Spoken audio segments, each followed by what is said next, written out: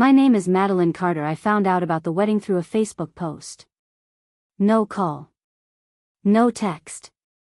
Just a perfectly filtered photo of my mother, Elaine Carter, holding hands with her new fiancé beneath a "She Said Yes" banner. I stared at the screen, my heart thudding. I hadn't spoken to her in over a year, not since she told me I was a mistake who ruined her first marriage. Still, I expected something. Anything. The next day, a card arrived in my mailbox. But it wasn't an invitation. It was a note. Cold. Sharp. Madeline, please don't come. It's not your place anymore. My hands shook as I read it. But I didn't cry. Not this time. Elaine Carter wasn't just my mother, she was a master of performance. Growing up, I watched her curate perfection. Her clothes were always ironed, her makeup flawless. In public, she was grace. In private, she was cold steel. She hated reminders of her past, especially me. When I was 10, I asked her about my father. She tightened her jaw and said, "That chapter is closed. You're all I got from it, and you're lucky I kept you." From that day on, I stopped asking. But now, something in her note felt like more than rejection. It felt like fear. Why didn't she want me there? What, or who, was she hiding? That night, I called my grandmother, Doris Carter, even though she rarely picked up. She answered on the second ring, voice raspy and wary. "Madeline?" I asked her straight, "Do you know who my father is?" Silence. Then a breath. "Sweetheart, there are things your mother buried so deep, she forgot they had roots." I pressed. Finally, she caved. "There's a box in the attic. It's not mine to open, but maybe it's yours now." I drove there the next morning, heart pounding, wondering what ghosts my mother had buried upstairs. Whatever she was hiding, it was about to surface. The attic smelled like cedar and secrets. I found the box under a broken Christmas wreath. Inside, yellowed envelopes, all addressed to Elaine Carter. Neatly stacked. Unopened. They were from a man named Victor Hayes. The earliest was dated 27 years ago. "Elaine, please. I didn't leave you. They forced me away. Let me see her, let me meet my daughter." My hands trembled. Every letter begged to be part of my life. Every one had been ignored. The last was short, dated weeks before my birth. "If you don't want me near her, fine. But one day, she'll want to know who I am. Don't lie to her." I stared at the name, Victor Hayes. The internet gave me a photo, a man with kind eyes and salt and pepper hair, standing in front of a bookstore. He owned a small shop in Vermont. That was all I needed. 2 days later, I was on a bus heading north. I didn't know if he'd remember Elaine. Or me. Or if he'd even talk. But I knew one thing. If my mother didn't want me to know him, then maybe knowing him was exactly what I needed. And if he was the man she worked so hard to hide, then he deserved to be seen. The bell above the bookstore door jingled softly. I stepped inside and immediately smelled old pages and vanilla coffee. A man behind the counter looked up. He had a gray beard, tired eyes, and a slight limp. But there was something familiar in the way he tilted his head, like a mirror I'd never seen before. "Can I help you?" he asked. I took a breath. "Are you Victor Hayes?" He studied me for a long second. Then, carefully, "Who's asking?" "My name is Madeline Carter," I said. He blinked. And in that pause, everything changed.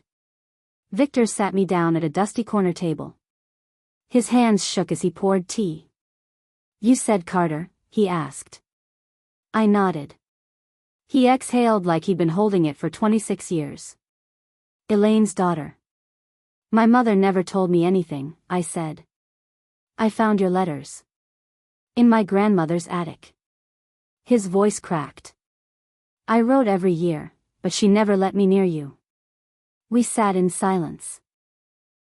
Then he reached into his wallet and pulled out a photo, creased and faded. It was me, age 5, smiling at a school recital. He had loved me, even from a distance.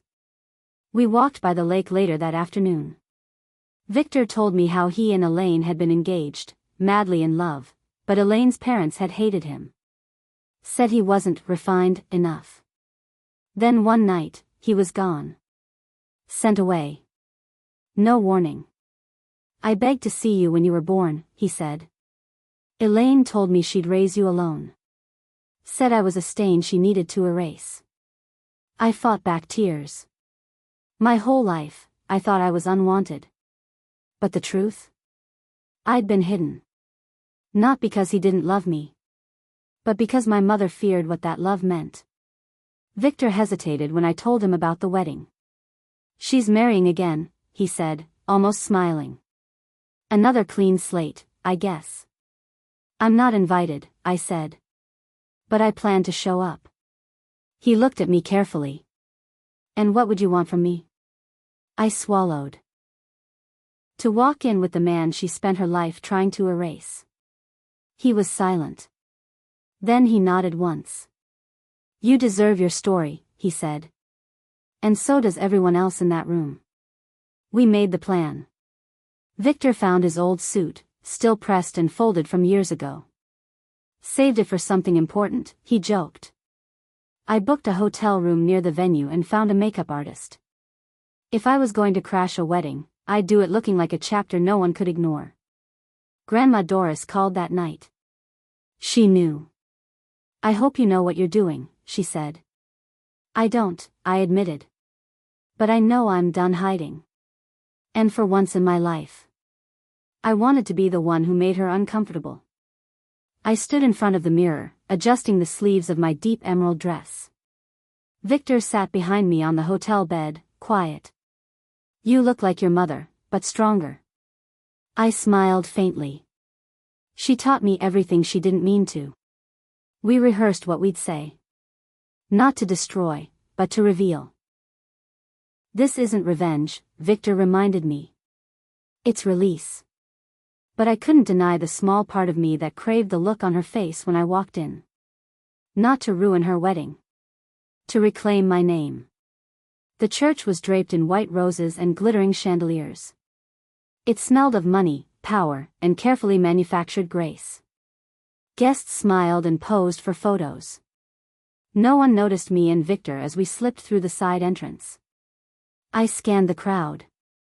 There she was, Elaine Carter, laughing like a woman who had erased her past and thought it would never return. Victor took my arm. You ready? I wasn't. But I nodded anyway. Because the truth never waits for permission. Elaine turned just as the music paused for announcements. She saw me. Then she saw him. Her wine glass slipped from her hand. Her face went pale. Her soon-to-be husband, Thomas Whitmore, glanced at her, confused. Elaine? Who is that? She didn't answer. Victor stepped forward, calm and poised. We were just looking for our seats. I believe we belong here. A few heads turned. Whispers started. Elaine didn't move. Not yet. The wedding planner approached with a tight smile. I'm sorry, but, are you on the list? Victor smiled. I was taken off it 27 years ago. I'm here to fix that. Thomas looked at Elaine again. What's going on? She forced a laugh. He's no one. Just an old family friend. I stepped beside Victor. Not quite. He's my father. Gasps echoed like thunder. Elaine's hand flew to her chest. The lie had cracked, and now the truth was bleeding through. Victor reached into his coat pocket and pulled out a single photo. It was of him, younger, with Elaine, holding a baby in a hospital bed. Me. He handed it to Thomas. I've been silent too long, Victor said. But I never stopped loving my daughter. I asked to be part of her life. I begged. Elaine's face collapsed. This isn't the time. Madeline stepped forward. No, Mother. It's exactly the time. This is who I am. And this is who you used to be. For the first time in her life, Elaine Carter had nothing to say. The room was frozen. Dozens of guests stared at Elaine, waiting for a reaction. A defense. A lie. But all she managed was a weak, "This isn't the time." Thomas looked from the photo to her. You told me her father vanished. That he abandoned you. Victor's voice was steady. No. I was pushed out. She erased me so she could climb without baggage. Elaine's hands trembled. That's not true. But even she didn't sound convinced anymore. I pulled out a crumpled envelope from my purse. It was one of the letters I found in the attic, dated a month before my birth. I read aloud. If you don't want me near her, fine. But one day, she'll want to know who I am. Don't lie to her. Gasps rippled through the audience. Elaine's sister stood up in the front row. Is that real, Elaine? Did you keep him from her? Elaine didn't respond. She just sat down. Suddenly, her perfect wedding dress looked like a costume she didn't fit anymore. Thomas stepped forward, face tight. You lied to me, he said to Elaine. Not just about Victor, but about your daughter. She flinched. She told me you were a rebellious mistake. That you ran off. The crowd turned toward me now, seeing not a disobedient daughter, but a woman buried under her mother's shame. I'm sorry, Mr. Whitmore, I said. But I won't let her use me to sell a lie anymore. Elaine stood suddenly, her voice rising. You all act so righteous, like you wouldn't have done the same. Victor shook his head. You didn't protect a child. You protected your ego. She turned to Thomas. You still love me. This doesn't change us. He took a long breath, then removed his wedding ring. I came here to marry a woman I respected. I don't know who you are anymore. He walked out, leaving silence in his wake. Someone uncorked champagne in the back, accidentally, maybe. Victor lifted his glass anyway. To truth, he said. The room didn't clap. No one laughed. But I raised my glass too. Because this wasn't about destroying her. It was about reclaiming me.